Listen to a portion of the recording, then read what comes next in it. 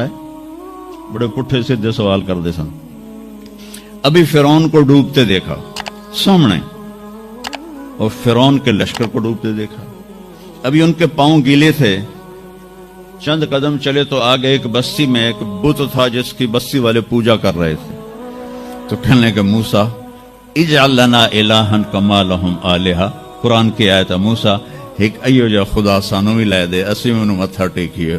میں کہا فٹے منہ توڑا وہ ہونے تو تسی ویکھیا کہ کیویں رب نے تہاڈی مدد کیتی ہے تو ہن پتھر دا بت منگدے پے ہو میرے کولوں.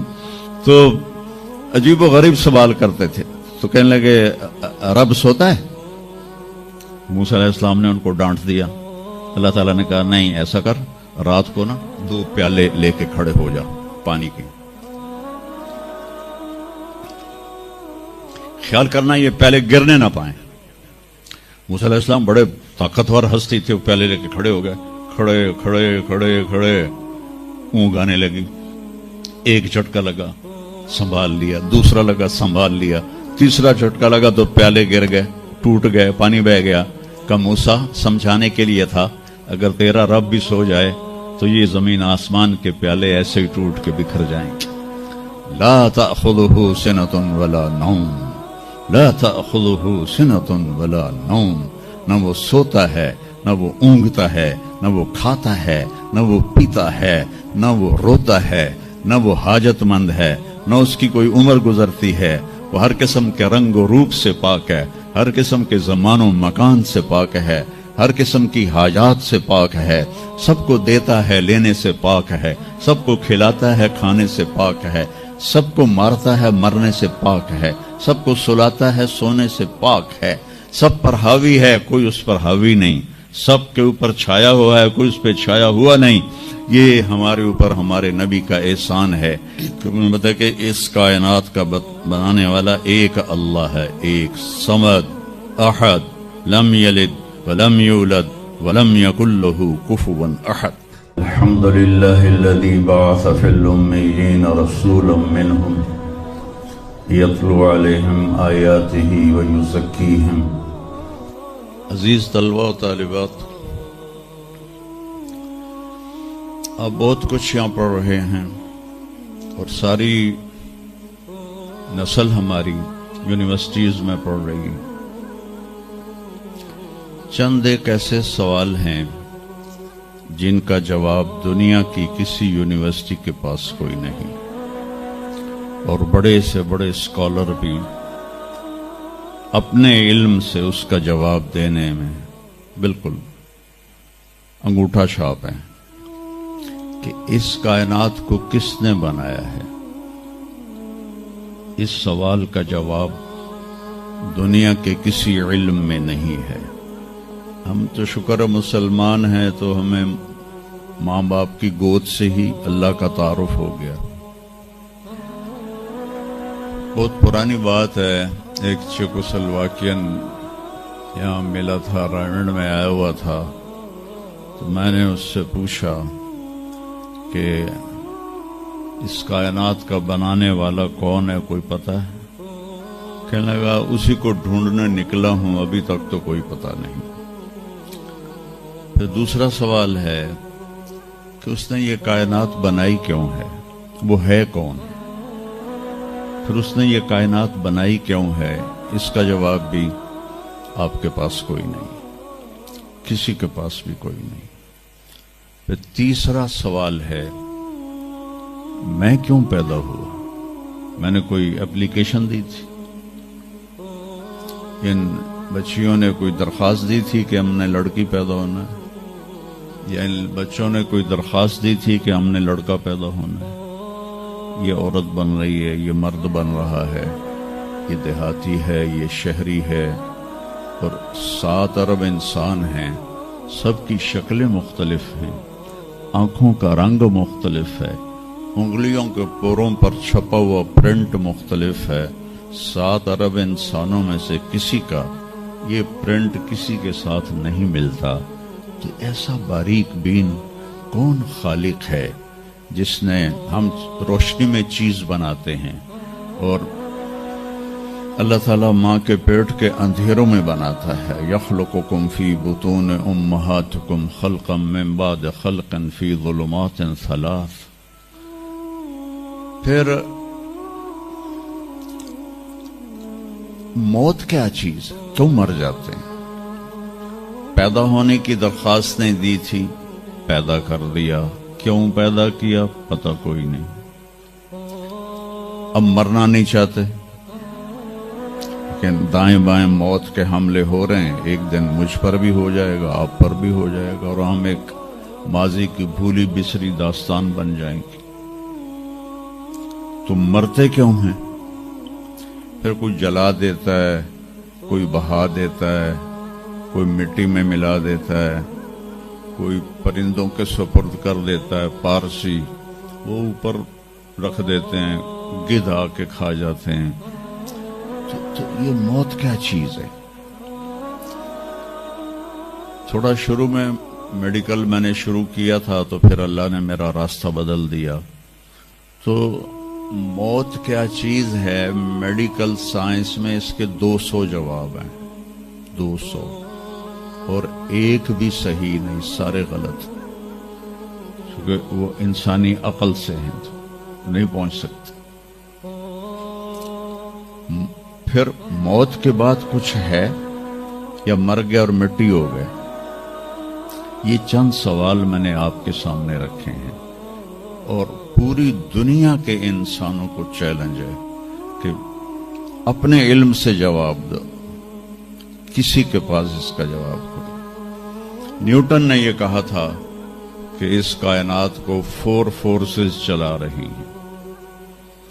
عبدالسلام نے، پاکستانی سائنسدان اور 2 امریکن سائنسدان، 1976 میں یہ ثابت کیا کہ اس کائنات کو 4 نہیں 3 طاقتیں چلا رہی ہیں.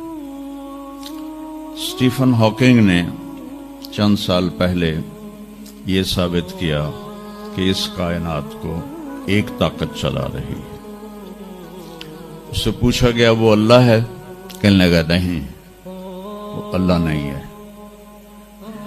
اس کے پاس وحی کا علم نہیں تھا. وہ اتنا ہی اندھا ہے جتنا ایک ان پڑھ اندھا ہے. تو اس سے پوچھا گیا کیوں؟ تو کہنے لگا پھر سائنس کی ترقی رک جائے گی اگر اللہ کو مان لیا جائے. تو یہ وہ سوال ہیں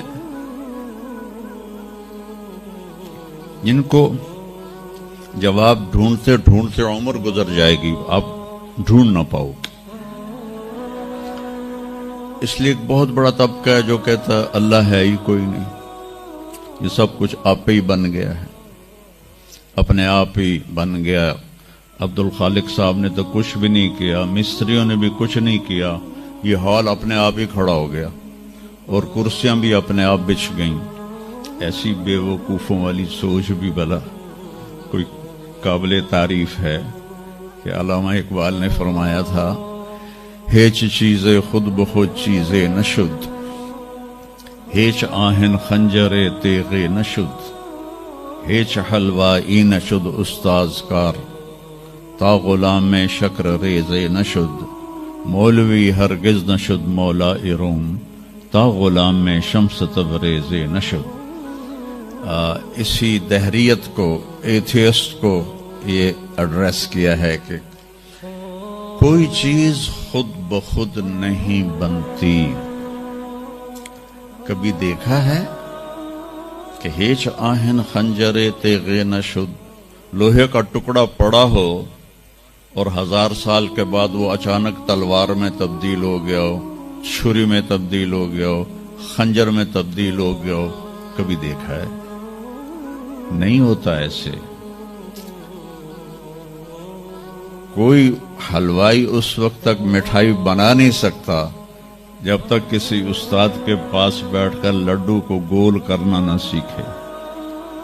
اور مولوی روم، مولانا روم نہیں بن سکتے جب تک شمس تبریز جیسی شخصیت کی صحبت حاصل نہ ہو. میں دونوں کے مزار پہ گیا ہوں، ترکی میں اونیا میں دونوں حضرات دفن ہیں، پیر بھی مرید بھی. مولانا روم کو آج شاید کوئی دھرتی پہ جانتا بھی نہ، اور میں اس یونیورسٹی میں ان کا نام بھی نہ لیتا۔ وہ ایک فلسفی عالم تھے اور منطقی عالم تھے۔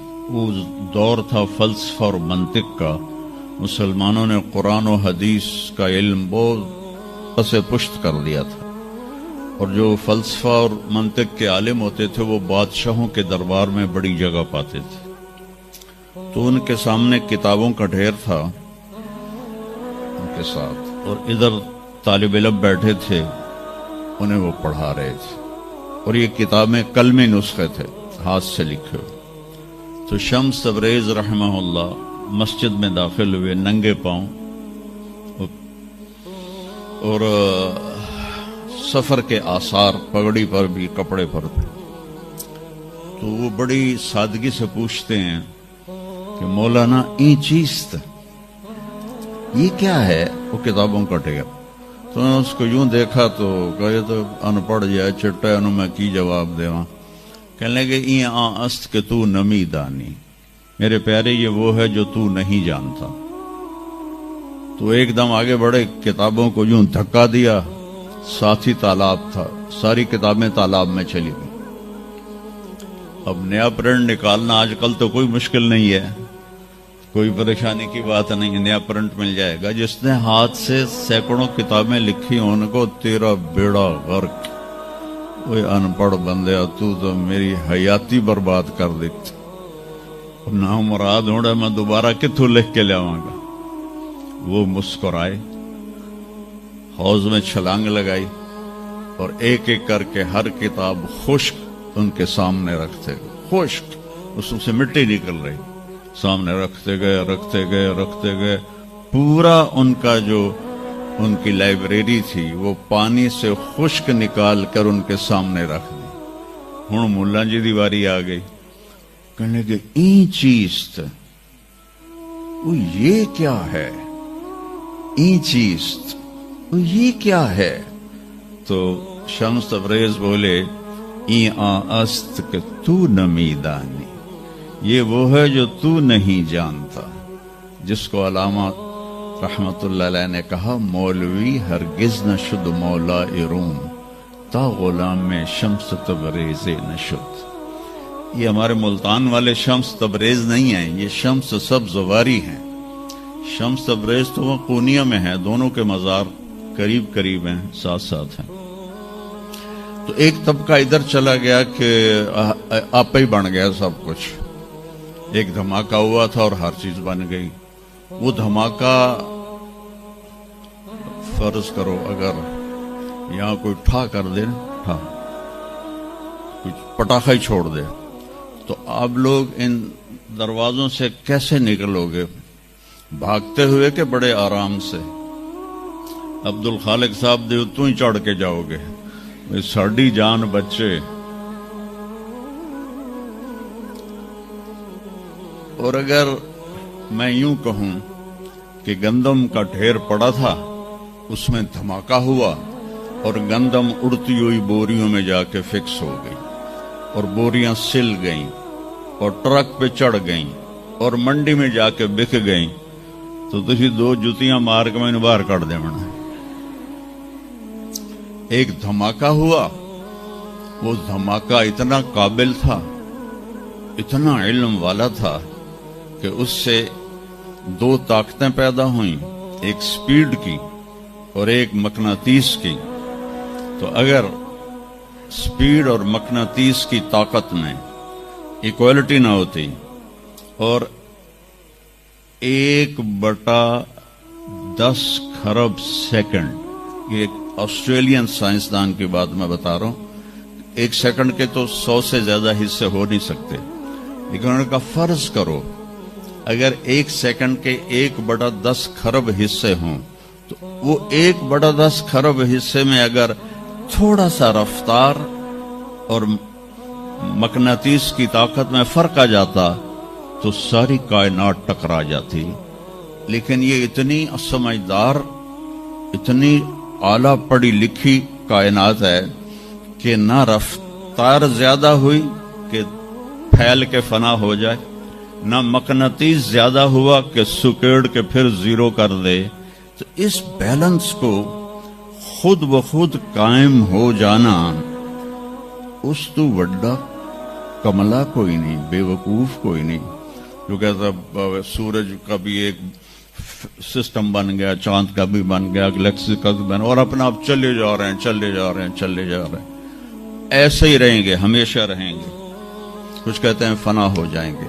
یہاں انسان جاہل ہے. اس جہالت کو دور کرنا سب سے پہلا علم ہے. اگر مرتے ہوئے مجھے پتا چلا کہ یہاں تو معاملہ کچھ اور ہے، جو لوٹ آئیں تو کچھ کہنا نہیں، بس دیکھنا انہیں غور سے جنہیں راستوں میں خبر ہوئی کہ یہ راستہ کوئی اور تھا. چلتے چلتے پتا چلا کہ ہم تو کہاں پہنچ گئے، تو اس وقت تو پھر رب ارجعون کے نعرے قرآن کہہ رہا ہے، کہیں گے رب ارجعون، یا اللہ واپس کر دے، لعلی اعمل صالحا، میں بڑے اچھے کام کروں گا. اللہ نے کہا کلا، اب نہیں ہو سکتا ہے. تو نبی جو آتا ہے 1,24,000 نبی یہ علم لے کر آتے ہیں، اور وہ انسانوں کی اس جہالت کو دور کرتے ہیں.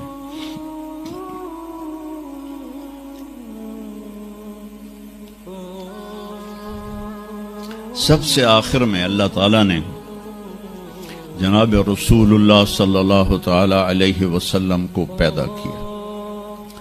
ان کی زندگی کو قیامت تک کے لیے نمونہ بنانا تھا. قیامت تک کے لیے وہ نبی بن کے آئے ہیں. لکل قوم ہاد، ہر قوم میں نبی آتے تھے، لیکن ہمارے نبی کے بارے میں اللہ نے کہا وما ارسلناک الا کافۃ للناس بشیرا ونذیرا، ہم نے آپ کو پوری دنیا کے انسانوں کے لیے بھیجا ہے. تو اس کے لیے ضروری تھا کہ آپ کی زندگی کی ہر چیز کھلی کتاب کی طرح آج بھی ہمارے سامنے موجود ہو. اگر میں آپ کے طریقے پر چلنا چاہوں تو میرے پاس مواد موجود ہو. تو یہ واحد نبی ہیں جن کی ہر چیز اللہ تعالیٰ نے محفوظ کی. کسی نبی کی پوری زندگی محفوظ نہیں ہے، کسی نبی کی. آدم علیہ السلام سے لے کر عیسیٰ علیہ السلام تک کسی نبی کی مکمل زندگی موجود نہیں ہے. اور ہمارے نبی کی زندگی پیدائش سے لے کر آنکھ بند ہونے تک ایک ایک پل کی زندگی آپ کی ہمارے پاس موجود ہے. میں نے ایک آیت پڑھی تھی لقد جاءکم رسول من انفسکم. میں موریتانیہ گیا، وہاں پڑھتے ہیں لقد جاءکم رسول من انفسکم. موریتانیہ ویسے تو افریقہ میں ہے لیکن عرب ملک ہے، وہاں سارے یمنی عرب رہتے ہیں سارے. اور پورے موریتانیہ میں آپ حیران ہوں گے ایک بھی بے نمازی نہیں. پورے موریتانیہ میں ایک لڑکا لڑکی مرد عورت بے نمازی نہیں. اور صومالیہ میں گیا، ایک بچہ بچی مرد عورت بے نمازی نہیں. ہمارے بچے، آپ لوگ کالج آتے ہو تو موبائل آپ کے ہاتھوں میں ہوتے ہیں، بس میں بیٹھے ہو یا گاڑی میں بیٹھے ہو موبائل پہ آپ کی نظر ہوتی ہے. اور میں چونکہ 2 دفعہ گیا ہوں صومالیہ، 2 دفعہ، تو وہ بچے جب صبح جا رہے ہوتے ہیں اسکول تو ان کے ہاتھوں میں قرآن ہوتے ہیں اور وہ قرآن پڑھتے جا رہے ہوتے ہیں. کوئی میچ ہی نہیں ہے. ایسی خوبصورت زندگی ان کی. تو آدم سے عیسیٰ علیہ السلام تک کسی نبی کی مکمل 25 نبیوں کے نام قرآن میں ہیں. 25 آئے تو 1,24,000 ہیں. 1,24,000 میں 5 نبی سب سے بڑے ہیں. نوح علیہ السلام، ابراہیم علیہ السلام، موسیٰ علیہ السلام، عیسیٰ علیہ السلام اور محمد علیہ السلام. یہ 5 نبی اولو العزم کہلاتے ہیں. یہ سب سے بڑے رسول ہیں، سب سے بڑے رسول ہیں. لیکن زندگی صرف ہمارے نبی کی. من انفسکم میں اشارہ ہے آپ کی خاندانی وجاہت کی طرف کہ آپ بنو ہاشم سے ہیں جو سب سے عالی خاندان ہے، اور آپ کا نسب آدم علیہ السلام تک محفوظ ہے، بے داغ نسب ہے۔ آپ نے فرمایا میں اپنے باپ، جتنے بھی میرے پیچھے باپ ہیں، کسی میرے باپ سے زنا ثابت نہیں ہے، میرے کسی باپ نے زنا نہیں کیا ہے۔ یہ نسل کی حفاظت کا نظام چلایا۔ ایک دفعہ میں نے ملتان کی ضلع کونسل سے اپنے تلمبہ ہمارا ہوم ٹاؤن ہے، تو اس کے گرد ہماری زمینیں ہیں، تو میں نے اپنے بزرگوں کے دیکھنے کے لیے نام شجرے، تو وہاں سے میں نے 3 لاکھ روپیہ دے کے تو وہ رجسٹر نکلوایا۔ 1874 کا رجسٹر تھا، تو اس میں 1874 سے پہلے کا تو لکھا ہوا نہیں ہے، بعد کا لکھا ہوا ہے آخر تک۔ تو اس میں 19 نام مجھے ملے، میں ان کو یاد نہیں کر سکا، حالانکہ میرے پیو دادے پردادے، لیکن میں یاد نہیں کر سکا۔ دہرانے کی کوشش کی، حافظہ بھی اللہ نے اچھا دیا، یاد نہیں ہوئی کہ اس میں وہ دلچسپی نہیں تھی۔ میں نے اپنے نبی کا نسب نامہ یاد کرنا شروع کیا، اس میں 90 نام ہیں، اور میرے دل میں تھا کہ میں روضہ رسول کے سامنے کھڑے ہو کر آپ کو سلام پیش کروں گا، آپ کے نسب کا پوری پیڑھی، ہماری پنجابی میں پیڑھی کہتے ہیں، پوری پیڑھی پڑھ کے میں آپ کو سلام پیش کروں گا، کیونکہ ہمارا کلچر ہے، ہم لوکل لوگ ہیں، ہم مائگریٹڈ نہیں ہیں، نسلوں سے آباد ہے اور زمیندار ہیں۔ تو ہمارا ایک کلچر ہے کہ ہمارے مراسی ہوتے ہیں، وہ آ کے ان کا کوئی کام نہیں ہوتا، سرداریاں قائم، دیر آباد، میاں طارق جمیل دے، میاں اللہ باش دے، میاں نیت علی دے، میاں گانے دے، میاں جہانے دے، اگو میں بھی نہیں پتا، وہ پڑھی جاندے، اور وہ لے کے جاتے ہیں دانے، لے کے جاتے ہیں پیسے، ان کی بچیوں کی شادیاں کرواتا ہوں، بیمار ہو جائیں علاج کرواتا ہوں، اور کام وہ دھیلے کا نہیں کرتے۔ ایک مراسی اپنے بیٹے کو لے کر آ گیا، میں ڈیرے میں تھا، کہنے لگا میاں صاحب ہمارا ٹائٹل وہاں میاں صاحب میرے پوتر نو نوکری لوا دی۔ میں آخیا کدی مراسیاں نوکری کیتی ہے پہلے؟ کہنے لگا بھوکے مر گئے ہیں، دیرے اجڑ گئے، زمیندار شہرانو بڑھ گئے، تاتھو سوا کوئی سانو خیرات ہی نہیں لبدی، تو چلو کوئی نوکری کر لوے۔ میں نے اس کے سامنے بیٹھے فون ملایا، فاطمہ شوگر مل کے جو جی ایم تھے میرے دوست تھے، میں نے کہا ایک بچہ بھیج رہا ہوں رکھ لو، انہوں نے کہا بھیج دیں، لیبر میں رکھ لوں گا۔ تو میں نے اسی طرح کہہ دیا چاچا انہوں لے جا، لیبر اچ رکھ لے سن، بھلا ہوئے سرداریاں قائم۔ چوتھے دن دونوں پھر میرے ڈیرے پر، میں کہا تینوں تو مظفر گڑھ بھیجے آئی تو واپس کیوں آ گیا؟ تو اس کا باپ کہتا ہے میاں صاحب میں سمجھا لیبر کوئی وڈا افسر ہوندا ہے، تو میرا پتر افسر ہو سی، انہیں تو بوریاں چوا چوا چوا دی کنڈ بن چھڑی۔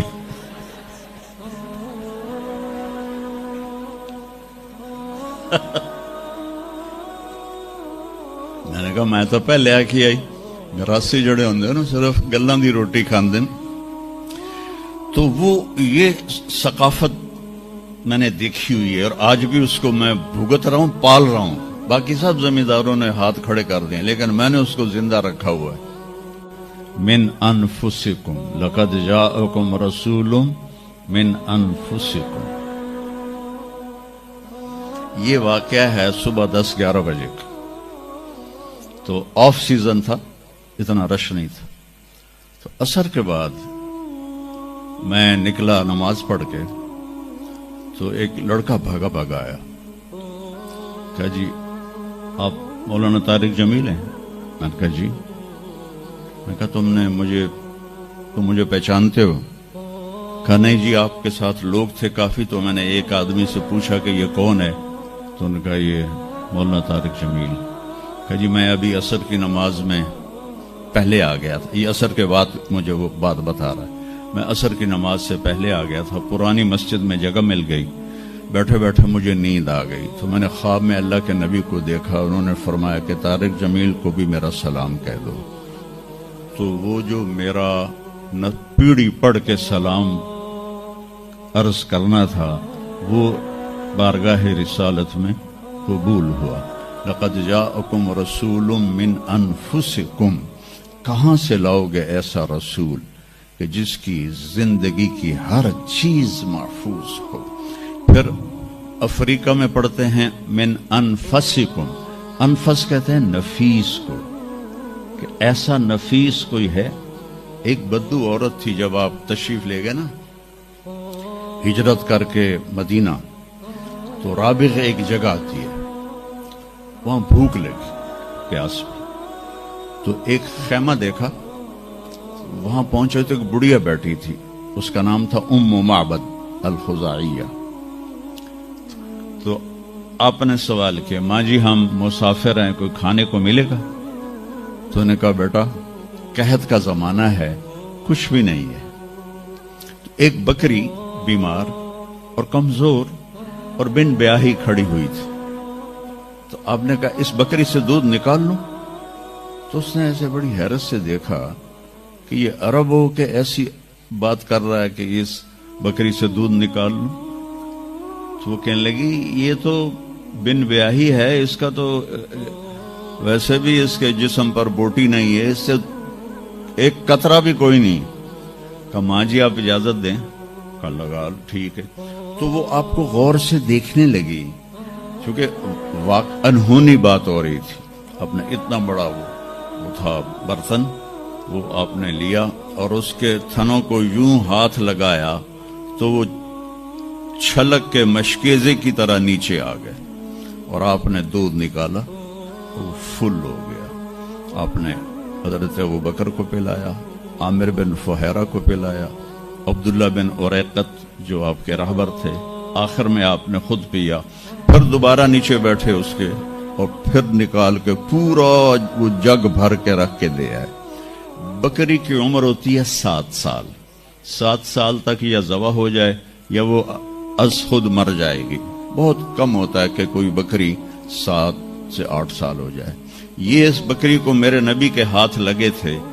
یہ بکری 22 برس زندہ رہی, 22 برس, اور اس کو ذبح نہیں کیا گیا, یہ مر گئی, خود ہی مر گئی, وہ نبی کے ہاتھوں کی برکت. شام کو اس کا خامد آیا ابو معبد, نے کہا یہ دودھ کہاں سے؟